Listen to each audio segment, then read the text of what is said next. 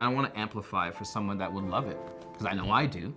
And so having that a chance to sort of like help the conversation with A, why doesn't it look like us? And B, how can it look like us? I have a chance to be able to do that in the way that I use my camera. I always loved the baseball from like a child. Devon White was my favorite player. He was the center fielder for the Blue Jays during the run in which I was like height of my love of the Jays. Devon White back to the warning track to the wall, makes a sensational catch. I saw myself in him when I saw him play. Hearing him and seeing him and knowing that he excelled at a sport that I loved, it felt like I could do it as well too.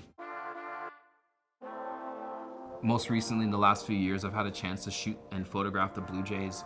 And that in and itself was a very fascinating experience as well too, because like anytime I wasn't there, I would look into the pit and I wouldn't see anyone that looked like me. There was not a lot of black folks in the baseball like spaces that had to do with photography. And I'm like, if they're in the sport in front of the camera, they need to be in back of the camera as well too.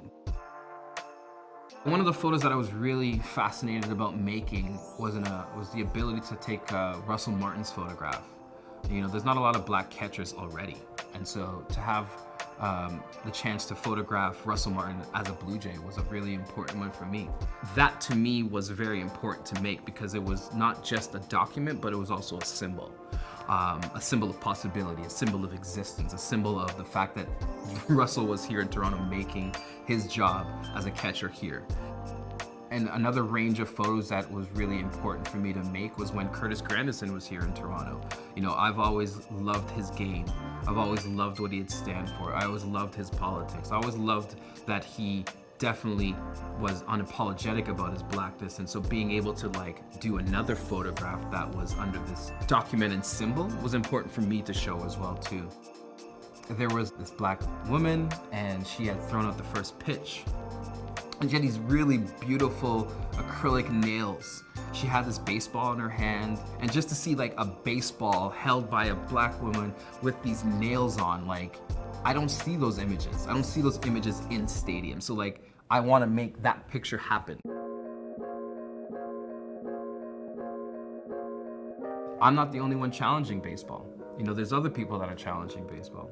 And so, you know, I walk away from here being proud to be able to talk about this story, but I also try to make sure that like outside of these moments that I'm still thinking about it. There really needs to still be work done.